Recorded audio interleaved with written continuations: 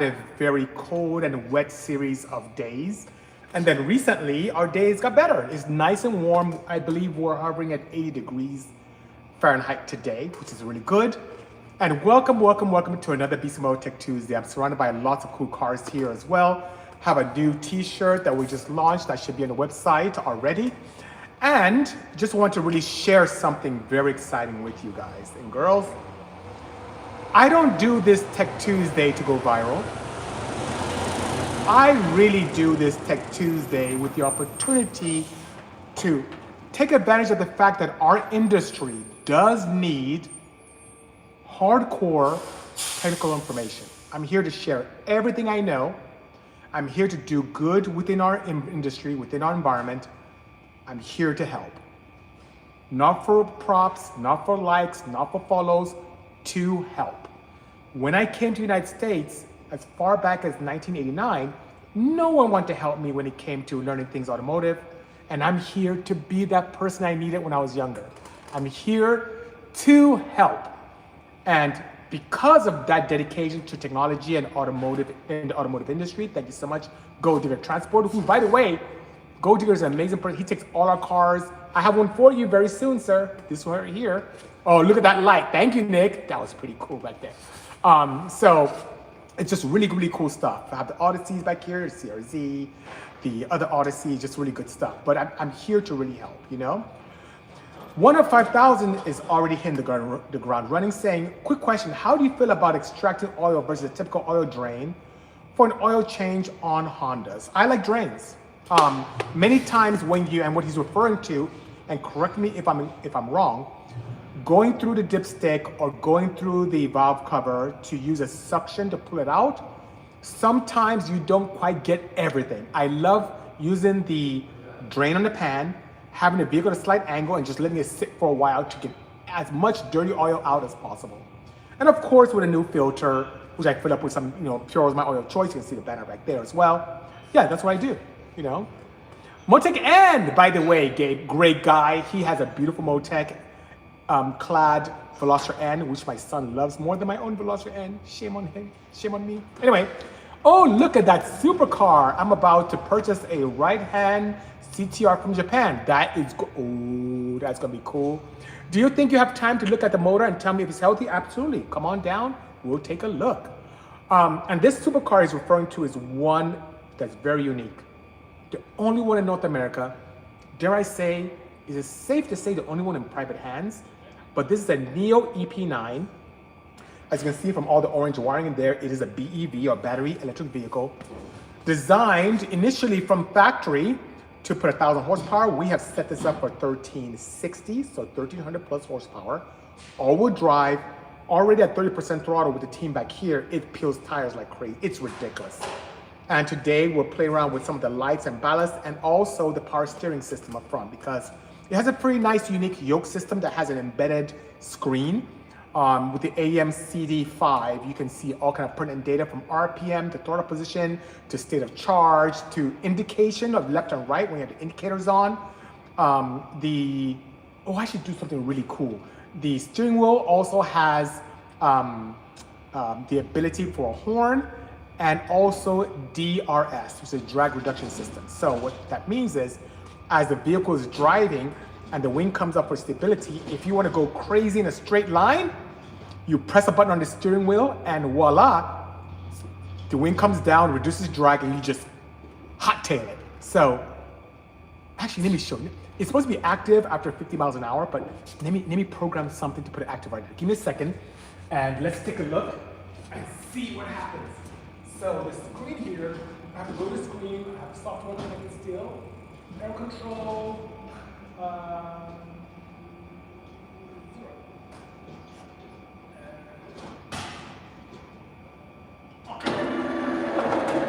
that's it right there. I don't know if you guys saw that, how the wing came up. So I'm gonna press the button a few times and you'll see it come down. Yes, it is fully electric. Thank you so much, Max. So give me a quick second. I'm gonna do this really quick. Press the button on the steering wheel. There's a horn first.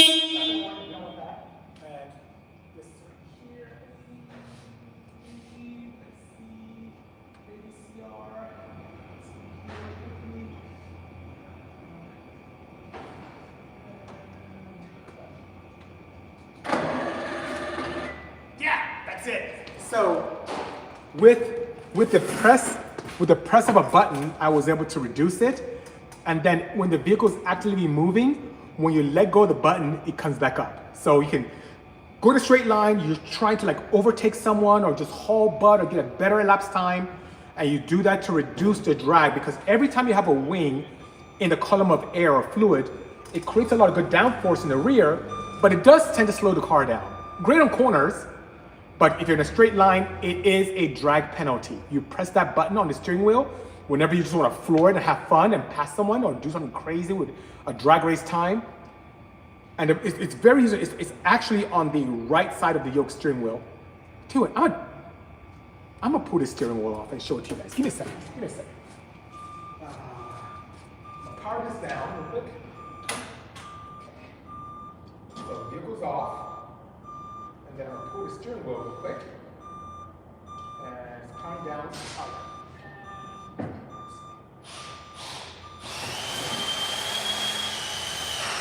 So here's the steering wheel.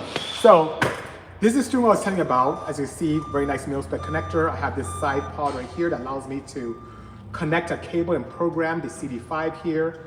We had to do some clever things with 3D printing to adapt this to the steering wheel from the Neo.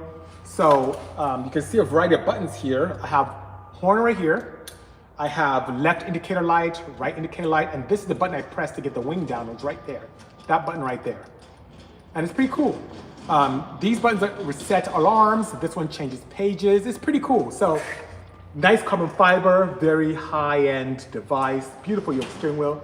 This thing is awesome. I love it, love it, love it. So yeah, we're doing some cool things. So I kind of like the light in the background.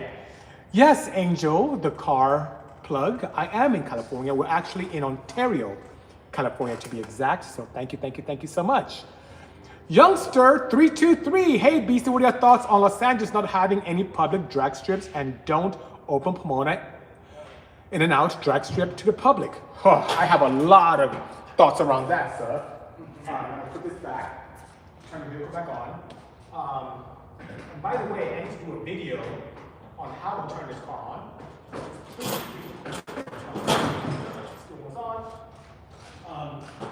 To turn the car on, this is the key. So for that Neo EP9 behind me, this essentially is the key that turns it on. And you place it on a certain aperture in the center console. It beeps twice, and there's a button that looks just like, I'll do a video soon, I promise you guys. It's a button that looks just like what belongs in a Lamborghini.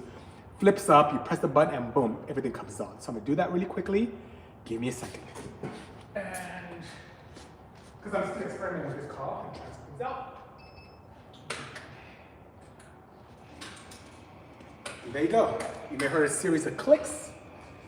Now the vehicle's on again. I don't know if you saw how the light came on. It's pretty freaking cool. Anyway, to answer your question, Youngster323, it hurts. Do you know there was a time, and I hear about this from the 60s, I wasn't even born yet, when there were so many tracks in Southern California. There were racetracks in Beverly Hills, racetracks in the Bel Air area, Santa Monica. There's a Lions Raceway near Gardena. There was Terminal Island, which I saw in Long Beach. Yes, Long Beach had its drag strip. In Palmdale, Lancaster, there was LACR. There was Urbandale, which closed recently, which is the 8th mile. There's Verona, which is the 8th mile, but kind of hard to navigate.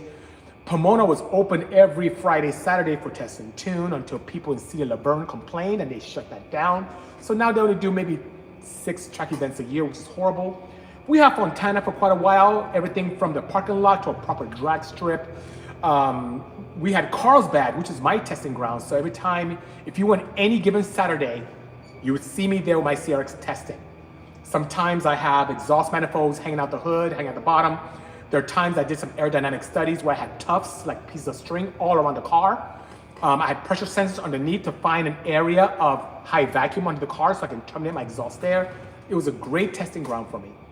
Now that all the tracks are gone, it sucks. I have nowhere to race. There's no incentive for me to even get my inside back up, down, up and running, because the nearest track to me now that's a decent quarter mile that has decent prep is all the way in Bakersfield, which is a good towing 2.5 hours. Just for a drag strip, which is kind of sad, you know? And then If I want to do something like a real quick testing of 60 foot, there is the track in, I think, Paris, which is a 16th of a mile. Verona, which is open from time to time, it's just strange. It's just strange, you know? Oh, there's Paris. Yeah, you said it's a 16. I just brought that up. Thank you, JDM. No, Brian. 7374. As a matter of fact, I took my plaid there recently, and I'll post pictures of that and videos of that as well. It was okay, but not as enjoyable, because by the time you launch, it's time to shut down. It was not enjoyable. At least 8th mile, you can, I think when Jonathan and I went out with the plaid first time, we had kicked out because we hit a 6-1 with him in it. We had no helmet. We had just like regular t-shirts on, no drag shoes, and they were yelling at Jonathan and I. And he was filming inside the car. I didn't know what it was gonna run. My first pass at Irwindale was 6:18 in the 8th mile, and that was freaking fast for a car that had full air conditionings, all street tires, all-wheel drive. And the goal of this car is to destroy my plaid. And my plaid now, my best time was 8:9, and Jessica filmed that, so I'll have to put her video up very soon. But this car needs to beat that in every measure. Top speed, launching, 60 foot, 8th mile, 16th mile, quarter mile, half mile. We'll see. We shall see indeed, you know. Kiba Africa. This guy is in love with the, I know you see the term, the CRZ. You already know my age, the CRZ is shown. I'm summoned. Look how dusty. Shame on you, BC. Yeah, it's a little bit dusty. It's dusty here. We've had crazy weather here. This is the first decent day we've had in a couple weeks. It's been quite madness. And if anything, the top of that Odyssey has a lot of dust, especially when you dyno tune, all kind of things kind of fall from the ceiling here. It's kind of crazy indeed. Is that a project build, says Car Specialist? Yes, it is. Right there behind me is the only Neo EP9, look it up, manufactured by RML for Neo. RML is a huge Le Mans prototype company out in the UK. And it's the RML group, very talented group of engineers and business people and designers. And they built this full carbon fiber monocoque, full carbon fiber body, everything on this is carbon fiber. It was fun wiring this up because unlike a standard chassis like the Odyssey or the CRZs you see back there, those cars are full metal frame with partial aluminum or full steel, and you can easily grab grounds from there. This had to have an entire lattice of grounds, which is pretty interesting indeed. So yeah, it was really good indeed. What do you think of Midnight Performance's twin turbo F-150 4x4, says Alexis A on TikTok. And by the way, yes, I have TikTok, Instagram, and YouTube all going at the same time here, and also recording for the podcast networks.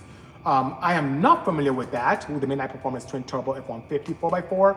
I love F-150s. We went to a Lobo launch not too long ago in the city of downtown Los Angeles, and it was quite interesting to see what people can do from a performance F-150 perspective. So I'm gonna look into that. Let's chat about that next week. All right, BC, is a high flow downpipe possible for the Odyssey without too much custom work? What year? Now, if we're talking about the latest 5th gen, right there, there are commercially available ones that exist already, so it's not a challenge at all. Are you talking about the earlier ones that either had an H22? Give me some more perspective and maybe I can assist you with answering that question properly. Youngster, it really sucks not having a drag strip, says ITV Kevin.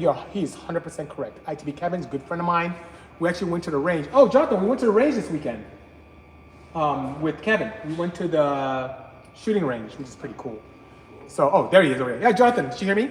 Yep. Yeah, it was pretty cool. And they have opened up Pomona to the public for a few events. Yeah, it's so hard. Every time they have a drag race there, the citizens, the lovely citizens of Laverne, California complain. Yeah, they complain about the airport. So when you fly into the airport at Laverne, you literally have to shut down your engines upon approach. It shocks me. So you buy a house in Laverne, you know you're buying a house next to an airport, you know you're buying next to a drag strip, but then you complain when they're active. You got a great price on the house because it's next to such amenities, you complain. Somehow they succeed and things happen. It's such a huge disadvantage for us. When we have nice tracks nearby, we can't do anything about that. Can I win that car? Asked Jessica Wood 1. And you must be referring to not this one because it's a t-shirt of Odyssey, but this t-shirt allows you to enter for our wagon sweepstakes. And one of the things I want to do here today is answer any questions you have. So thank you, Jessica, for sharing that. Any questions you have around this sweepstakes. Now, many people find that wagon appealing. That wagon, on the other hand, is very expensive to build. The gearbox alone in that wagon is north of $15,000, right? Most people don't even buy a wagon or don't have $15,000 for a whole car. And just the gearbox on that is that. The clutch is $2,700. The engine that's built is almost a $50,000 engine. It's an amazing vehicle. But how do I get it into the hands of all of you, my friends and family? How do you get a taste of the Bisimoto legacy and ethos when it comes to building cars? So based upon popular demand, and we've been talking about that for a few weeks, we came up with a concept to provide a giveaway. So if you go on the Bisimoto website and purchase one of these shirts or one of the parts for any of the cars you have, could be clutches, could be a JDI ghost key like the one I used to start this up. It could be valve springs, retainers, rocker arm assemblies, fuel pumps, intake heat shielding gaskets, stickers. Every dollar you spend on the site gives you 100 entries. So this shirt that's like $29 gives you about 2,900 entries. And at the end of the period, which ends on May 5th, Cinco de Mayo, we will select a winner with a third party, and we'll fly you down, provide the car to you, do some nice celebration, send you back with the vehicle, and then register it for you. So it's really cool indeed. We'll provide resources to register so you don't come out of pocket. All you have to do to take advantage is to go on the Bisimoto web store, purchase to your heart's content, and get a chance to win our beautiful Civic, you know? Kevin says, can I bring my Civic there for storage? Yes, you can. It's kind of weird you said that because we were discussing in meetings recently. I think, when did we have a meeting on? Yesterday, actually. We are going to provide storage facilities here at Bisimoto. And with the storage, we'll have multiple lifts up here that we're going to set up after March. And we'll have the opportunity for a very nominal fee to be able to store your cars here without qualm. It'll be on battery tenders. And whenever you're ready to get the car, just give us notice and we'll pull the car for you without qualm. So we have a lot going on. It's really good indeed, you know? Kiba Africa on YouTube says that he owns 2 CRZs and hopefully a third in one day. Hopefully one with Bisimoto Magic. What car is that, says Earl Zenki's shirt? Now, I don't know if you mean this Odyssey, but that right behind me, next to Lindsay, Lindsay has some surprise for us, is the Neo EP9. Oh, thank you so much. Look at this. So this is a mystery bag, and this is a mystery what's in here. I mean, this is something you can purchase from the website. Lindsay promised me she'll put it up today. Yes. Yeah, see, she promised you in front of all of you guys. So this is a mystery bag that comes sometimes, you don't know what you get. You may get some cool Bisimoto pins, you may get some cash in there, stickers, but the value of this would be well over $250 if you get this mystery bag. And there's so much in it. It's really chock full of stuff. I see some wagon t-shirts. I see like license plate holders. I see cash. I should put this in my pocket. No, anyway, this goes to some lucky winner. So there's so many ways to win the Bisimoto wagon. This is one of them. And you get this mystery bag with a lot of cool accoutrements and swag and parts and cash and all that fun stuff with it. Okay, so that's pretty good indeed.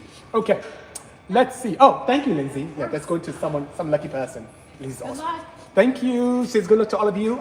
Without her, I'm rubbish. She is everything to me. This woman, when she is not at work, I'm dead. I work for her. She doesn't work for me. It's the other way around. I work for her. She sets my schedule, does everything. It's pretty cool. Okay.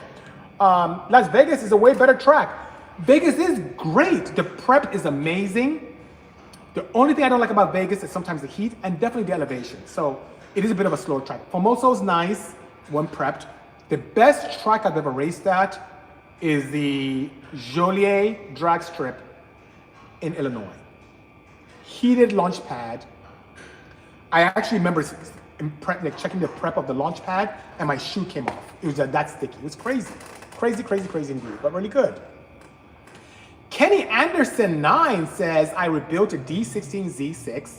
And by the way, for those of you who don't know, that's a single cam D series engine.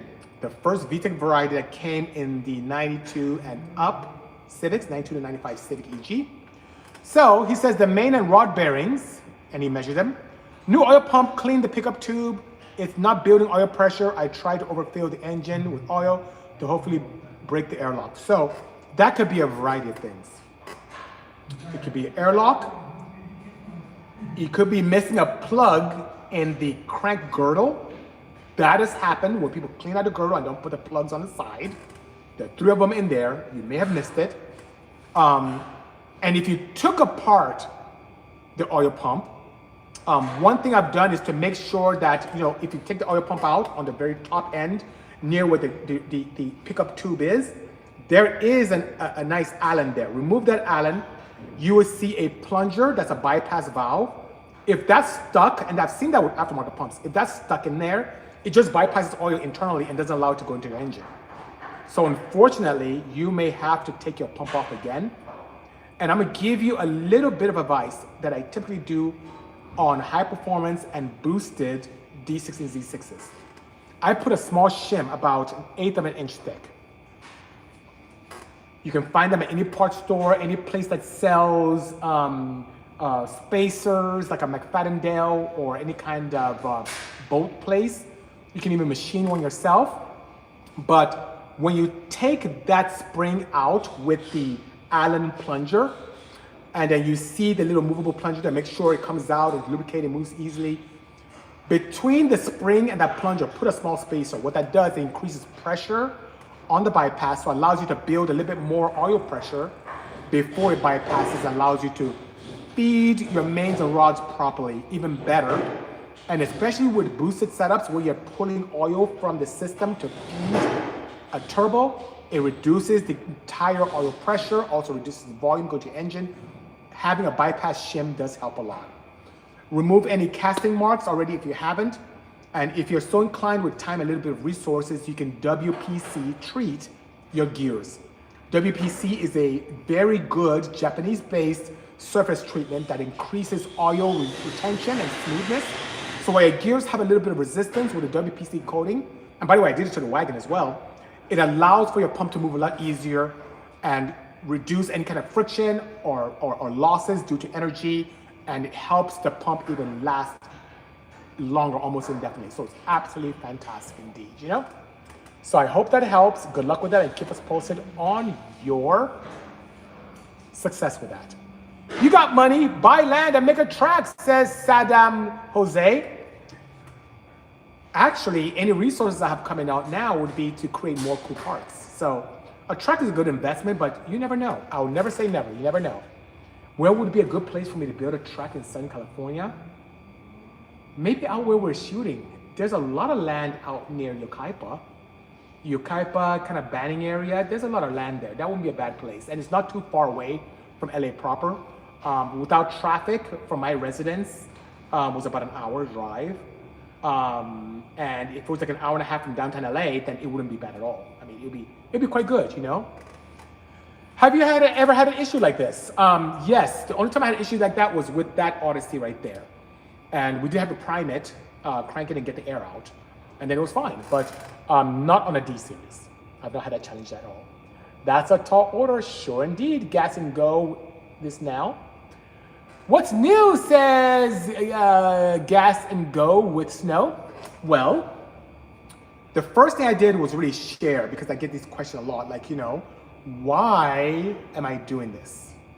Why do I do this Tech2sDay? Take almost an hour out of my schedule every week to sit down with all of you friends and family, talk about cool stuff. Why do I do it? Not for clout, not to go viral. I'm just trying to give back. Our industry needs this. Our industry needs a place where people can ask questions and get them answered. An industry needs a place where we all can share our experiences and grow as an entire genre. Our industry needs the opportunity where we can truly execute the fact that a rising tide raises all boats. As we all grow together, our scene gets better and better. And is that Benny who just says, I need to move to Arizona? Benoit, hello, sir. I have some of your neighbors from Scottsdale coming in tomorrow, which is pretty cool. We have a couple cars here from Arizona that we're building. And Scottsdale's a nice place. And Benny's been trying to get me to move there. He spoke to Jessica recently when her dad was here as well. And I'm gonna come check it out and see what's going on. I do have very close friends, including the owner of this car, who says you better not even dare move. Stay in LA. That's where you belong. We'll see what happens, you know? I'm glad you do have these lives, says Kiba Africa. Good to speak to you. Likewise, brother. Thank you so much. Let's see. Quinten says Bisimoto is on TikTok live. What the F? Yes, I am here. Doing what I like to do best, giving back, you know? Also, the Steve gave me a number 3 gifter badge. And the Steve also asked, will you do a collaboration with Booster Boys? I'm glad to do collabs with any hardcore enthusiasts. The cool thing about Booster Boys, even though people tend to pitch us together, is they tend earlier on to do a lot of things we did. We built an Odyssey, they built an Odyssey. I did a wagon, they did a wagon. I bought an MR2, AW11, they bought one. I got a plaid, they got a plaid. I'm like, that's kind of weird. Is it a hell of a coincidence that they keep mimicking some of the stuff we do? I don't know. But they seem like good guys. I love their content. I've seen some of their shows from time to time. It's quite entertaining. And I wouldn't mind collaborating with them. No challenge whatsoever. What I don't like is when people pitch us together. Because as I mentioned earlier on here on Tech Tuesday, I'm here to help the community. I'm not here to put people down or to challenge people. I'm here for us all to grow together. So when many enthusiasts try and pitch us together because we built wagons or we built Odysseys, it's kind of silly. We shouldn't be pitching each other against each other. SRT8 Mari says, is that a Rimac Navara? No, this is a Neo EP9. A Neo is an automotive company, automotive group in China that makes a lot of EVs. They are quite successful, not as successful as BYD, but they're up there. And this is their Halo car. Now, something a lot of people don't know is that this Halo car wasn't actually built by Neo. It's built by a company called the RML Group in the UK. They do a lot of Le Mans prototypes. And this is owned by a good friend of ours. His name is Matthew Katz from Caretaker's Collection. Great guy, very hardcore enthusiast, and just loves unique specimens of automotive excellence. So yeah, that's why it's here. Today, we'll try and get the power steering active and play a little bit more with the ballast and the lights on this. The rear is nice and good to go. And I think Nick is testing it, so you'll be seeing from time to time come on and turn on and off. And then the fronts will address that as well and get this power steering going. It drives beautifully, a lot of power. Is designed from us. Initially, it was designed for 1,000 horsepower. We bumped it up to 1360 in normal Bisimoto fashion. And with a couple of tests in the back of the shop here, just at 30% throttle based upon my log, it was spinning all 3 tires. All 4 tires. It's a crazy all-wheel drive setup, just massive. Has 2 large drive units, sport ones with divorced inverters. It's a great setup, great indeed. Okay, it's almost like it's akin to my K3 via Mobi times 2. M1 AK says, what's up, my brother? Thank you so much. Kevin says they're fast tracks. I agree indeed. And you know one that's really fast was Sacramento, which I heard closed down. I'm so tired. I'm so tired of all these tracks closing. It's kind of annoying. It's crazy. The Steve, thank you for giving me a number 3 viewer badge. Appreciate you indeed. I'm building an 8 Series in a 98 Accord, 5-speed. How much power can transmission hold? Wow. If you're in a 5-speed Accord, those gearboxes are almost made of glass. I mean it. I'm not being funny. But man, the Accord and Premier transmissions are not strong. Even with stock power, when you dump clutches, you can break them. That's why the H2Bs are so popular, but you have it in an Accord. So what you could do is update the internals of the gears to a lot of, enjoy my fan club, you can update the gears internally to something aftermarket, or you can go with the fabrication and do an H2B setup if you're so inclined, or you can go with a sequential gearbox from Quaife. They have a kind of H22 based gearboxes that can make that thing really wake up. Is that a Type R minivan? Yes, that's what I have on my shirt, and you see it live and direct right there. You see the 3, you can probably see the 3 exhausts there. My camera perspectives are different, so that is for you guys on YouTube Live, Instagram, TikTok, just slightly different angles. Yes, it is. This is a Type R Odyssey that the team, JDI, and Jordan Distributed Industries, and us put together. It was launched at SEMA 2025 and was a hit. That went viral. Talk about viral. That went viral. People lost their minds. Everyone from Magnus Walker to Chris Fix to Sung Kang, who's Han from Fast and Furious, they all went bananas when they saw this thing. And the cool thing is that it was very challenging for us, one of the most challenging cars for us to build, not only because it's very expensive, but because we wanted it to look very factory. So to the untrained eye, if you look under the bonnet, and maybe I'll do a Tech2sDay where I kind of showed that next week, when you look under the bonnet, it looks factory. Like, if my dad looked at it, he's like, okay, what's so special about this van? It's a van that looks, okay, what's special? Then the guys who are really into Hondas especially would see like, no, you didn't. That's crazy, it's crazy. Anyway, Ashton Campbell has a new account, M1.AK, M1T.AK. Good thing, Ashton Campbell, love the new moniker. Appreciate you indeed, and all your advocacy for years. I really appreciate you. Dad is so tall. Loving the live streams, he says. Very excited about your upcoming work. Thank you so much. I'm excited about all the cool projects we have here. I'm also excited about this shirt that just launched today. I'm very excited about the giveaway because one of you is gonna win that wagon. And there's so much you can do to be able to win it. Go to Bisimoto's website where there's stickers, license plate frames, or what Lindsay's about to put up, which is a mystery bag. Man, it's gonna be crazy. Take advantage of it and make it happen. Is that a Type R minivan? Yes, it is. I'm getting that question a lot. Thank you, Banish, for that question. Appreciate you indeed. And also, thanks for the insight, says Hase Yosh. Thank you for the kind words. Appreciate you indeed. Addictive Tuning says, I just installed my Bisimoto Level 2 Vita cams on my fully built D16 NA. Very good. With lightweight EG. Hoping to get good numbers on dyno and track soon. Absolutely. You're going to love it. Now, I don't know if you're using factory compression, but when the time comes that you bump the compression quite nicely, if you're natural aspirated, you go with level X. That thing is sick. The most potent, most reliable, most rewarding camshaft ever. I ran 10.7s with a level X. 10.7s on a D15 natural aspirated. How crazy is that? Looking good, BC, says Racist 97 Rehman. Thank you so much for the kind words. Appreciate that. 50K says ITB Kevin. What are you referring to? The amount of followers I'm going to get on this stream? I would love that. Dad is Tall says I'm a 22-year-old CRX owner. Great choice. Love that. I'm builder. I'm entering the sweepstakes as much as I can spend. I want the wagon so bad. Best of luck to you. Best of luck to all of you. But Dad is so tall. If you win it, I will fly you down here. I'll even give you an extra ticket for a friend or significant other. Come on down. We'll do a crazy unveil with you. Walk around the shop. Talk shop and all that fun stuff. Since you build cars, let's talk about builds. And then I'll ship it back to you and have you go home and I'll pay for the registration in your state. So it should be pretty good indeed.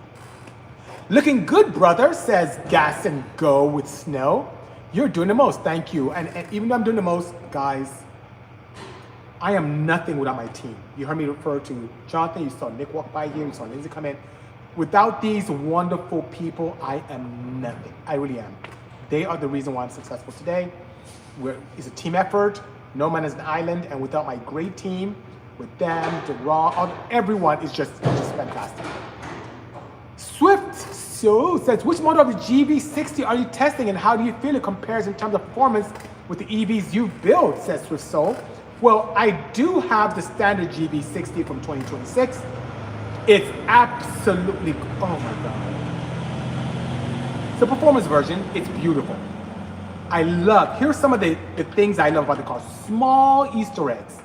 I shared in the introduction to the stream today that kind of cool looking jewel ball that kind of rotates whenever you turn the car on. That is so cool. It's like automotive jewelry.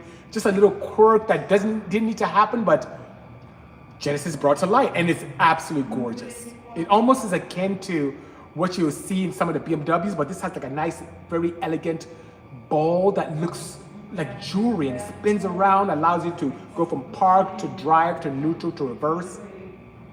It is fantastic. Then, the steering wheel. Not only does it feel very nice, thick, and supple, it has two buttons that are just a dream to me.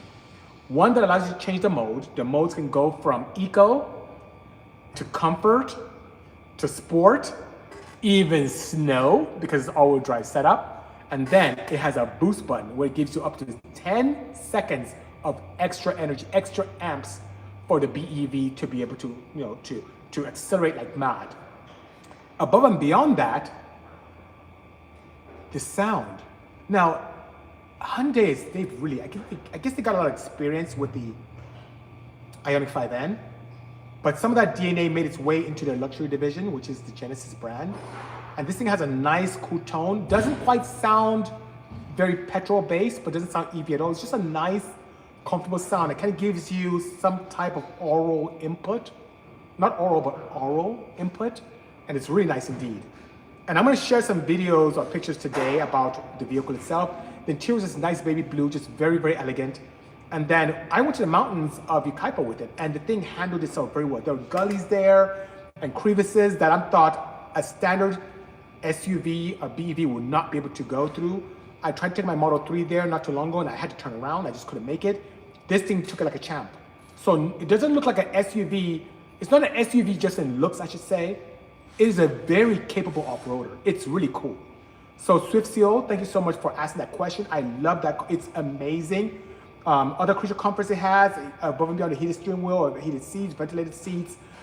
Something that really cool and the family loved was the fact that it's very simple, but an elegant design. Most of the time, almost every car I've ever reviewed or driven has a glove box that just falls out. It just falls downwards. It's very standard. It's been like that for decades, and it's just been like that. This is more like a drawer shut, pulls up forward. Very nice, doesn't just fall out. Very elegant, slides out. It's so cool. I just love the attention detail. And then above and beyond attention detail, the fit and finish of that Genesis is spectacular. Guys, if you're in the market for a compact SUV, not something as big as, let's say, a Prologue or what you would see like an EV9 from Kia, nothing as small as a Model Y. If you want something kind of in between, but also elegant, something you could off-road with confidently. And I'm telling you, some people tend to balk at me with this, but EVs are perfect for off-roading. If you have a rock you're trying to climb, you need just very minimal torque to go across it, right? You need minimal torque to go across it. And the EVs are so, there's no, idling or kind of engine kind of lurching forward. It's just so predictable and so manageable. With the EV, you can just tip in, it kind of just climbs over the rock very nicely. I'm making sounds on my seat here. It's really cool. Anyway, that vehicle looks the part and behaves the part. So you want to go off-roading, you can do it. You want to go to the desert, you can do it. You want to go to snow, you can do it. We can test all that stuff in California because where we are now, I can drive up Mount Baldy, which is like 40 minutes away, I'll be in the snow. I can go towards Long Beach, I can be there within an hour and I'll be at the beach. I can go up to the Yucaipa area and be more like a kind of off-roady, kind of tundra-looking area. I can go to Palmdale, Lancaster, which is another, hour plus away, and be in the desert. You can do it all here in Southern California. Hear that, Benny? I know you want me to move to Arizona, but this is kind of convenient, right? And I don't have to cool down my pool when I'm out here. Anyway, this vehicle, it wears so many hats and does it well. And for those of you joining, like SoCal, DeWitt Racing says, what's up, brother? What's up to you as well? Welcome to the Bisimoto Tech Tuesday. I do this not because I want clout, not because I want to go viral, not to be able to get likes and follows. I do this to give back. I do this because our industry deserves it. I do this because our industry needs it. Join my fan club on TikTok. If you haven't followed me on Instagram and YouTube, please do, because we share unique content no matter what on all these different areas. So that being said, I'm here to help. I'm here because I want to give back to the community. I want to give back to the industry that's helped me have a decent living, that's helped me connect with people like my team here who I wouldn't have met if not for automotive. And they're like family to me. We break bread, we do things together, it's just fun. We're going this coming Friday to downtown LA, to the downtown LA storage facility, where we're doing the aesthetic event. I'm gonna post a poster with that. The Bisimoto wagon van will be on display. I'll have a QR code there we can scan and also get entries to winning it. But once again, best of luck to all of you for joining, and I appreciate your sincere support. R35, R13, thank you so much for joining. Hey, it's Lindsay. Lindsay's awesome. Wow. Have I ever been to Maryland? Says ITB Kevin. Yes. Raced at Butts Creek, Maryland, and did quite well with the CRX and the Insight. So yeah, I've been there quite a bit. Let's see here. Wow, they're having a full conversation here. Lindsay and Kevin, it's great, great, great, great. Thank you so much, BC. I'm going to pull the Z6 tomorrow. Sounds good. Good luck with that. Keep me posted. I think you'll find the problem without qualm, you know? Is the F22A cylinder head compared to the K series, its velocity versus airflow? Great question. Honda really outdid themselves with not the latest K, that's in the Type R, but we're talking about K20 RSX, K24 you saw in the TSX, and those variants. Versus the F22A, which is in, let's say, the 91 Honda Accord, which was my race engine of choice. Prior to the K coming onto the scene, that was my go-to power plant for racing and performance because it flowed beautifully. The F22A non-VTEC head flows factory more than ported B series, more than a majority of the ported B series. You have to go to a crazy head shop to get a B series to flow as good or better than a stock F22A. So why does the stock F22A present itself as a great aftermarket performance engine? Why does it make such little power from factory? Well, because it was severely detuned by Honda to go in Accords and Odysseys and Bisimoto Preludes. Those cars didn't quite need a ton of horsepower, but wanted some low RPM grunt. So you have the 2.2 liters of displacement. You have very small camshafts that actuate low RPM torquing capability. The compression was low to allow you to use all types of fuel. It's like 8.8 to 1, so very low. Lends itself very well to boost, right? You put in high compression, clean up some of the flash casting marks in the head, put a decent Bisimoto cam in there as well, and you are a hero. Don't put a Bisimoto cam and combine it with a turbo, you are making 4-digit power, especially if you sleeve the block. And then the sleeves are not FRM that you would see in an H22. You can actually bore it out 0.5 millimeter, 1 millimeter, and use one of our pistons. And we have a piston rod combo that also improves the rod ratio in those engines. So when compared, to answer your question properly, Kirby737, when compared to a Primo K, once again, the RSX, Type S, also the TSX K24s, those heads and intake and exhaust do flow more than a stock F22A. Can you make more power F22A? Of course, but you have to do some headroom massaging like yours truly.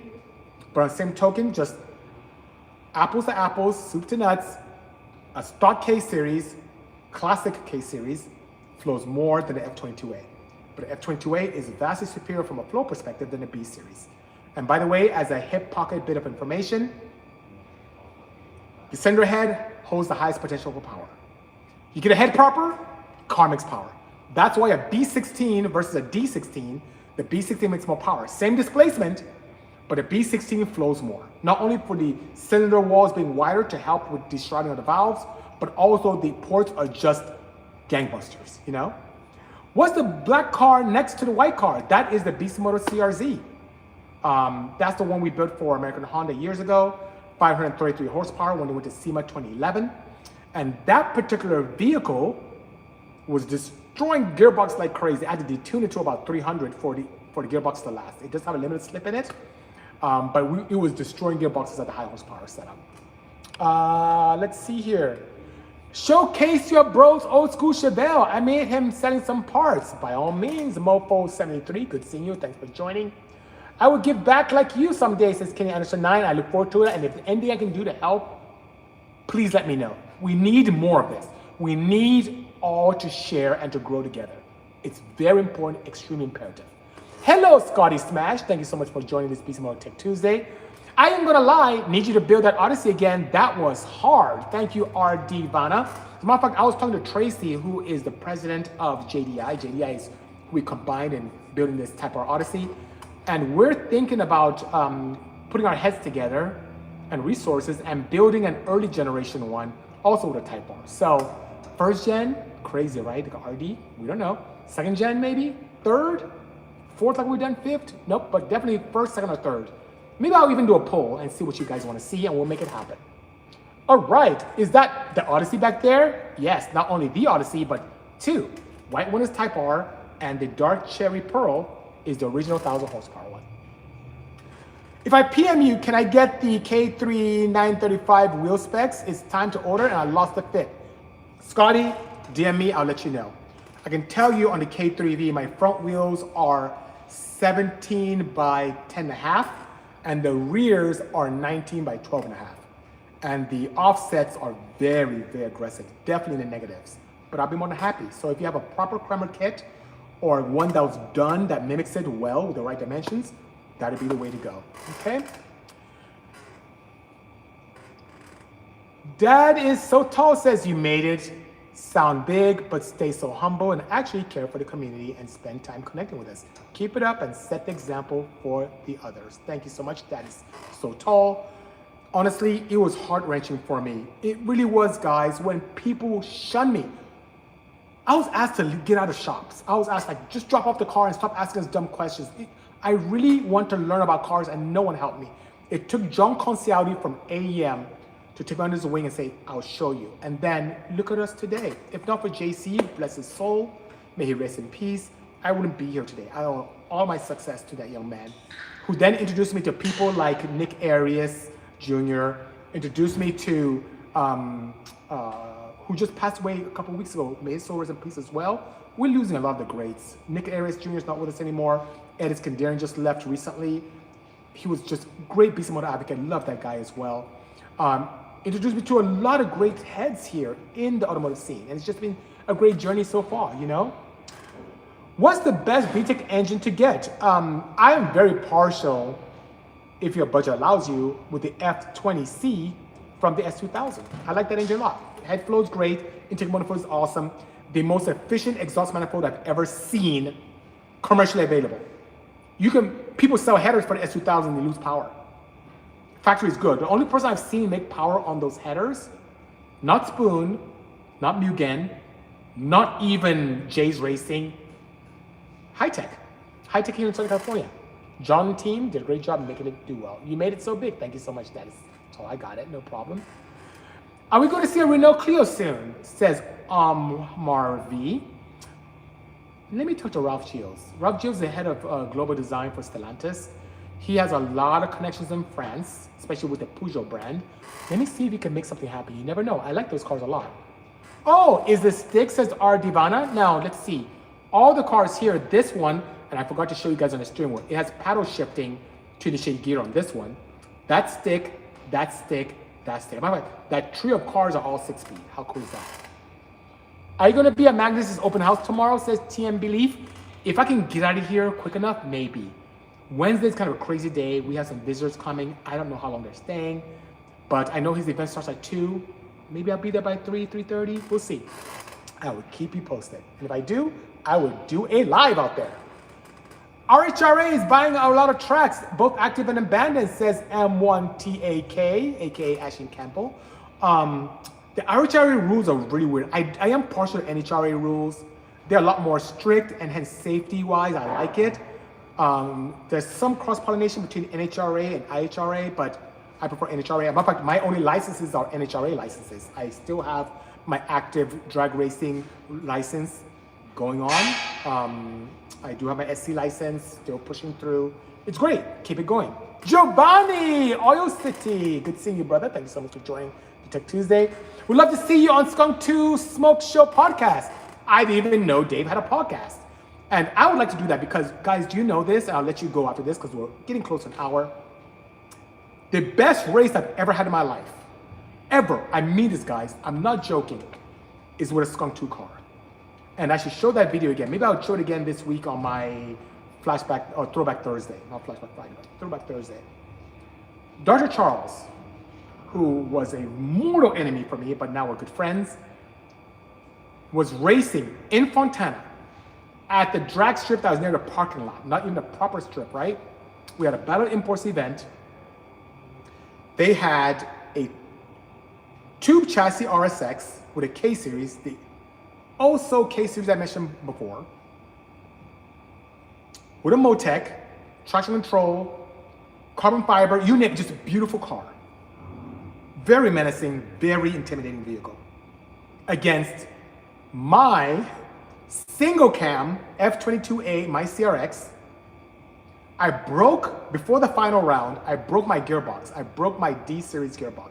This is when I used to run a standard Z6 gearbox. I broke it. My only spare was a D15 gearbox because we came up with the H to D adapter plate system and kind of led its way to H to B. So we're kind of the pioneers of that entire technology, amongst other things. That vehicle went to the finals. I didn't know what was going to run. I was clicking off 10 2s, 10 1s that day doing qualifying and eliminations. Skunk was hitting 10 flats, 10 1s as well. So it's going to be an interesting race. Charles did a burnout, I did a burnout, I staged, and then we launched. Charles cut a slight light on me, slight light, to whereby I ran a faster time with a lower mile an hour, but he beat me by 1/100th of a second. If we had the street races and it was a photo finish, you wouldn't be able to tell. But because we're at a sanctioned event with proper beams, that 100th of a second made a difference. So K-Series, full Motec tube chassis versus unibody stock windshield, single cam with a D15 gearbox, racing each other. And it was the most amazing. At the end of the race, we kind of hugged each other like, oh, that was crazy. It was the most amazing race ever, like 100th of a second. And if we cut a similar light, or if I cut a better light on him, I would have won that race. I came in second place because of 100th of a tenth of a second. 100th of a tenth of a second. How crazy is that? Anyway, all right, guys and girls, thank you so much for joining this Bisimoto Tech Tuesday. By all means, thank you for being such a great advocate of our program. I look forward to working with you guys more in the future. We talked about a lot of things. This lovely EP9 we have back here, the Genesis GV60, which was a blast. This new t-shirt merch drop, the mystery bag that Lindsay brought out, that will be available if not already. But by all means, go to the Bisimoto website now, purchase items, enter. For every dollar, you get 100 entries. And good luck to all of you for that wagon. It's not going to be around forever, and it could be in your garage with a sequential all-wheel drive boosted madness. All right, guys, girls, have a great one. Take care, stay safe, and talk to you next week. Cheers. Bye-bye.